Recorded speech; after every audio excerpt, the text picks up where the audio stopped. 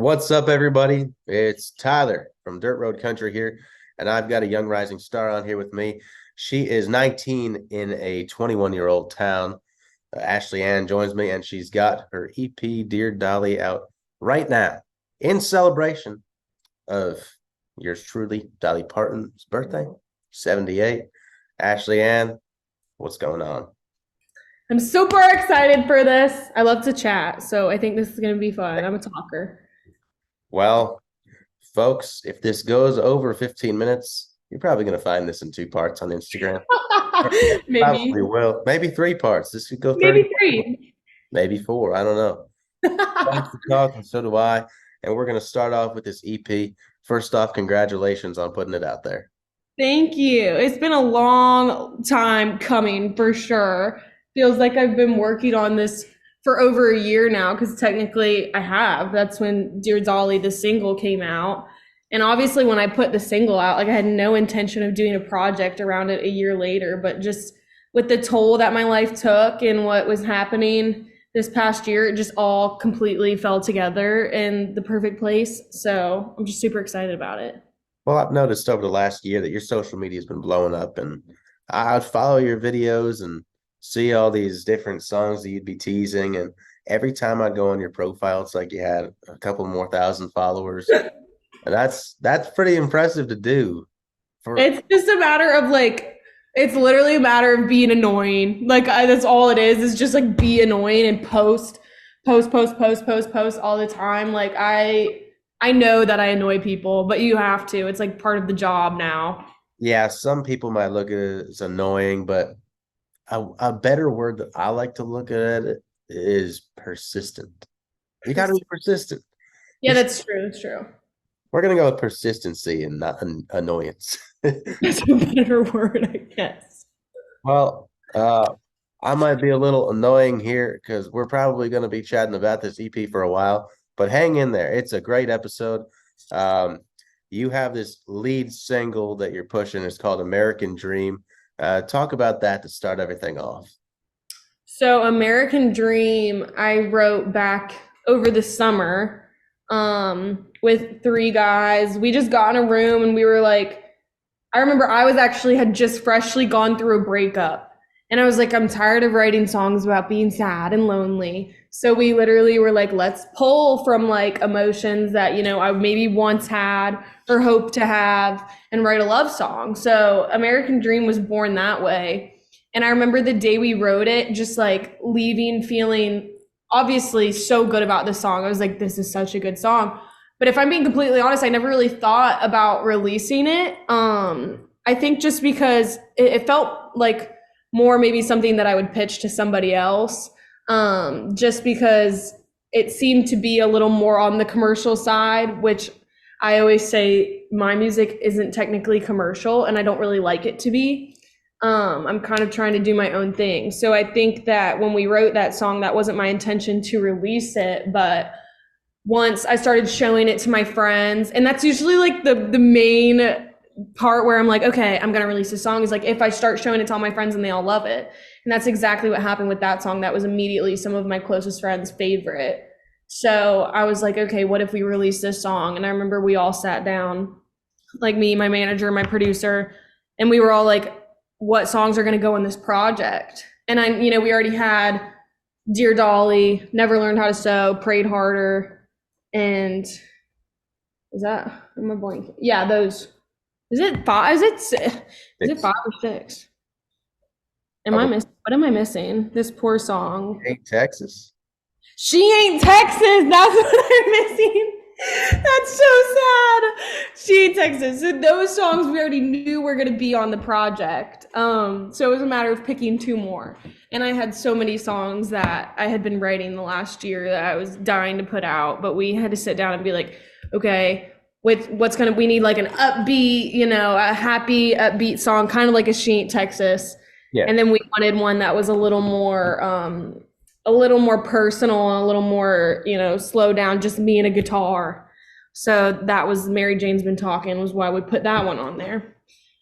But yeah, American Dream was never really meant to go anywhere. And then it just fit perfectly, I think. I think that once we got that demo back, which was like a few days after we wrote it, it was just all anybody was playing, like around my house, and like all my friends and all my team, everybody loved the song. So I'm so glad we put it out because now that I've been teasing it, I started this whole promoting process for this project with Mary Jane's Been Talking. And it's because I got those videos back before I got the American Dream videos back. So there wasn't any tactic behind it. It was just whatever I could do with what I had. So I had been teasing Mary Jane's Been Talking for a little bit. And there was like a lot of people who really wanted this song, but it was nothing, explosive like the She Ain't Texas and the Dear Dolly and whatnot. So I think I may have gotten maybe a little discouraged. I think all us artists tend to get a little discouraged when things aren't necessarily, going viral or doing well views and just all the things that shouldn't matter but do. So I started to get maybe a little discouraged, but second I started teasing American Dream, it was just like everybody loves this song. Everybody wants this song to be their wedding song and all of these things. So I've loved how it's touched people in that way. It is kind of ironic though, because like I'm not in a relationship right now and I'm seeing all these people use the sound like with their significant other and I'm like, oh, I'm gonna go cry about it. Like I did this to myself. But it's sweet and I love it and I'm so excited for it to be out. It's definitely one of my favorites on this project. Well, that's great to hear. And I'm going to start off by saying, hey, you're young. You got plenty of time. You don't have to worry. You'll find your American dream. It's all I right. know, I'm in no rush. Right now we just need to focus on all this because there's a lot going on. Well, speaking of being young in a town like Nashville, you're 19, and probably by the time this is out, you're about to be 20. So happy birthday. Yeah. What is it like being in a town where you can't really do anything fun?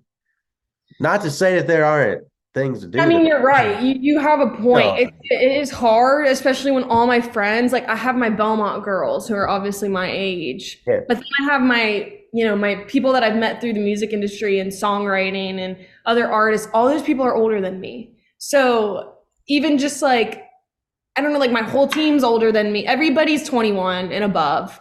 And it's definitely difficult because I feel like I miss out on a lot. But then I'm also like, God's timing's everything. Maybe it's just not my time to necessarily be going to bars. There's a reason I'm 19, right. in this town and doing what I'm doing. It's like maybe if I were 22, it wouldn't be working or it wouldn't be, I don't know, like whatever I'm saying, like that's on my heart at this age could technically like not be on my heart in 3 years. So I always say like whenever people tell me you're so young, you have so much time, I'm always like, but I want people to know who I am now.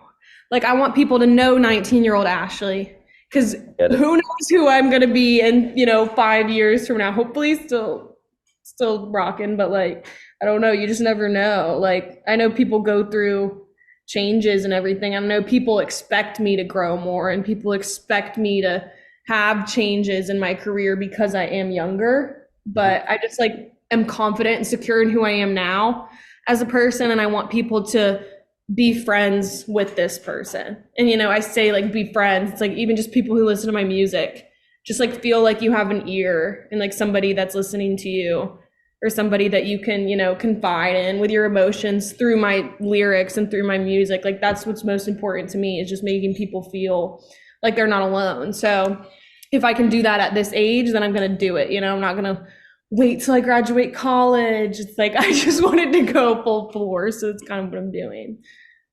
Well, for you musically, do you have a song of yours that is, I would say, the most personal to you, that means the most?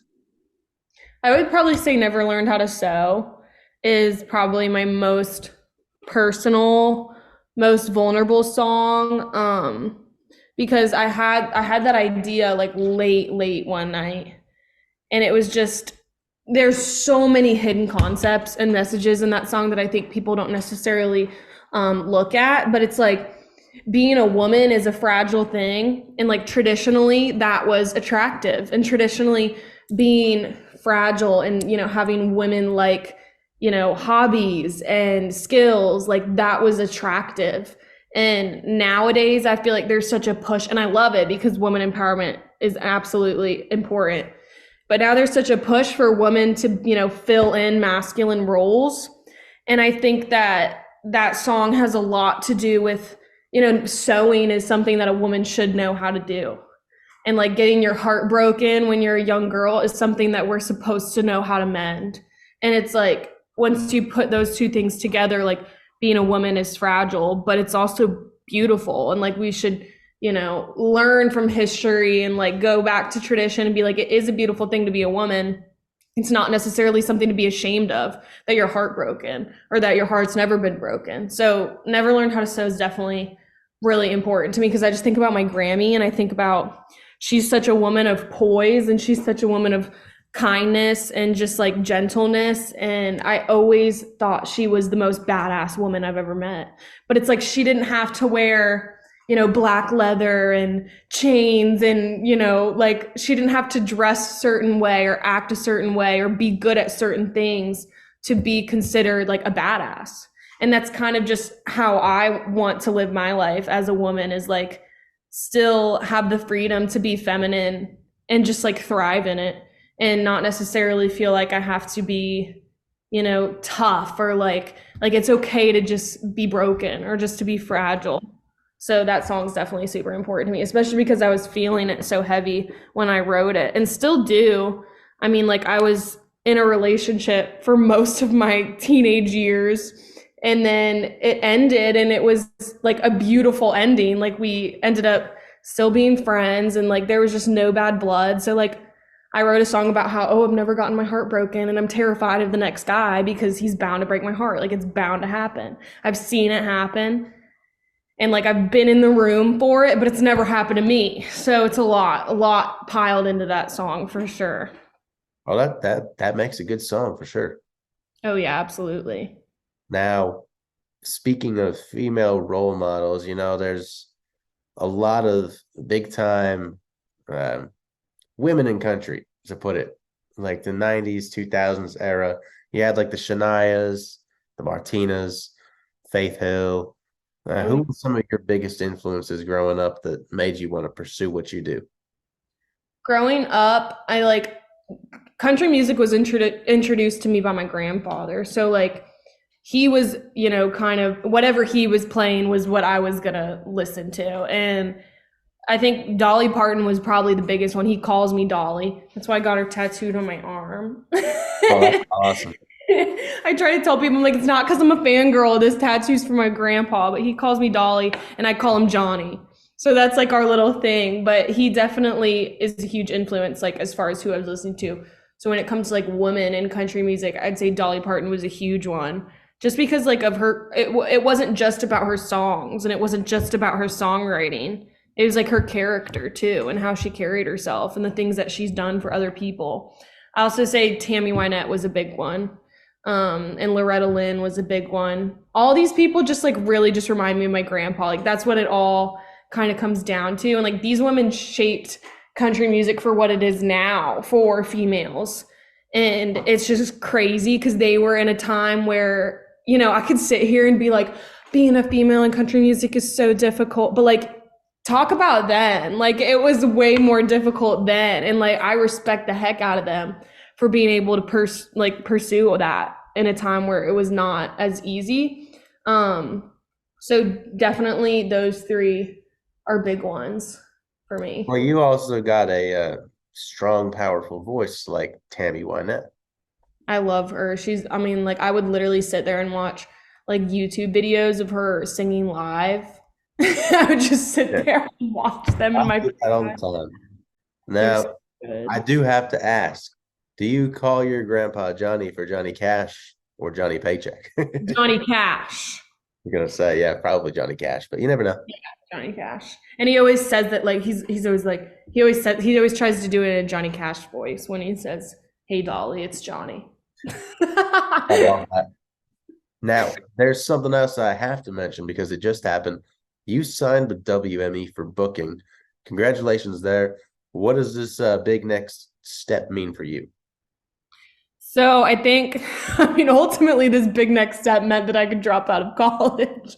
But other than that, Fingers crossed. I know. Other than that, I would just say like I feel so lucky. I feel so, so blessed. And I can't, like, I literally can't say it enough just how overwhelmed I am with like gratitude because there's these people that like care so much about me and just support the heck out of me and do so much for me. Like, I tell people all the time that I see artists who are so incredibly talented, just so incredibly talented. And I wish that I could just take my whole team and like give them to that artist for like a week and see what they can do. Cause I just genuinely feel like I have the best people behind me. Like I am genuinely so lucky just for who I met when I got here and like who I've met over time. And now with this WME team behind me, I feel so just like it's crazy because it's like these people, it's not just me signing something and it's not just a few people who see an artist that knows how to sing or something like that. It's like these people, I've met with them so many times before and like two of them came over to bring me this like Dolly package and they were like, nice place. And I'm like, my booking agents are in my house. Like, this is so cool that I get to say that my booking agents are in my house. It's just, it all feels so surreal to me that like being here for a little over a year, I have all these people that genuinely support me as much as all these people do. And like Adam Fisher, my main agent, he's from my hometown originally. So having that kind of tie and being like, how was your Christmas break back home? Like, oh, I was there too. It's like Yeah. that feels cozy and comfortable to me. And like knowing that he, believes in me because of what I'm doing, but also because like we come from the same place. So it's like that's been really cool. And I got to sit down with all of them and the whole team and just show them this whole EP and run through it and explain to them why I wrote each song, who I wrote it with and whatnot.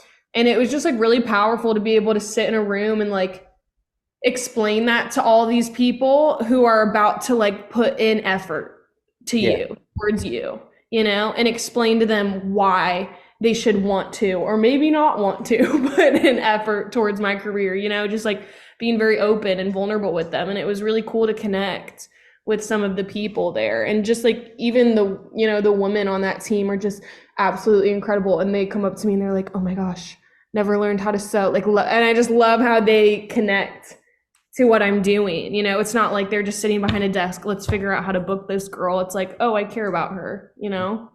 So that's been really, really amazing. And I'm really, really grateful for everybody over there. They're all awesome. So now that you've got this great team behind you with your management and WME, and you've got Dear Dolly out there now, the EP, what does 2024 for the rest of the year look like for you? And what do you hope to accomplish if there's a list of like goals? Yeah, I mean, in all honesty, I like this year kind of just like hit me like a bus. I was kind of like I was coming off of last year and so many things, I don't know like what the word for it is. I felt like I was in a waiting period. The last 2 months of 2023. There was just so much up in the air, nothing was grounded. It was like every decision that was about to start off my new year was up in the air. And like who knew if it was gonna whatever. So the second this year hit, it's like immediately I'm dropping out of college, I'm signing with WME, and I'm like working towards this EP that's coming out, trying to figure out what's going to happen after that as far as releases. It's just like it all kind of hit me like a bus. So I'm still kind of processing like what this whole entire year is going to look like, but I definitely have goals as far as, being taken seriously as a songwriter in town. A publishing deal is kind of crucial. So definitely focusing on working towards that. And also just working towards like loyal fans, just people, going out and playing these shows. And this booking stuff is going to help with that, like making real life connections with my people rather than just through the phone, because I think that's super important. So that's a big goal of mine this year. I think like overall, it's just keeping my head down and like focusing and having no distractions. And it's like now that I'm not in school, I don't want to make excuses for myself and be like, oh, I have homework, I can't do that. Like there's no more excuses. It's like this is it. This is go time. And like there's nothing is gonna stop me. And nothing's gonna like slow me down anymore now that I don't have anything else on my plate really, except for, life. Because you still gotta live life as an artist. I think we forget that. It's pedal to the metal. I mean, I said that the other day. I mean, I was at the Georgia Tennessee basketball game. We're up 11 points and 5 minutes left. I said, foot on the gas. Just put this game away. Look, it blew the lead and lost. Gotta do Don't what do you gotta that. do. Keep your foot on the gas. You gotta do Don't look that. back. That's funny. If there's that's a way for me to put it. Don't look back. Just keep going. Yeah, for real. I mean, that's what you gotta do in this industry, especially with like You got to have short-term songwriting memory. and everything. You just gotta go. You want to get to the point, which is kind of like at the beginning of this interview that you were forgetting She Ain't Texas is on this EP. You want to get to the point where you got so many hits that you can't remember all of them. I don't know why I left out She Ain't Texas or how I forgot about it. I think it's just because I mean, I haven't like teased it or, I mean, I haven't been like posting anything about it. It's just been Mary Jane's Been Talking, American Dream, the two songs that are about to come out for the first time. So, and then a little bit of Dear Dolly in there just because, that usually helps. It does. And if everybody out there watching this has not already streamed Dear Dolly, go do it right now.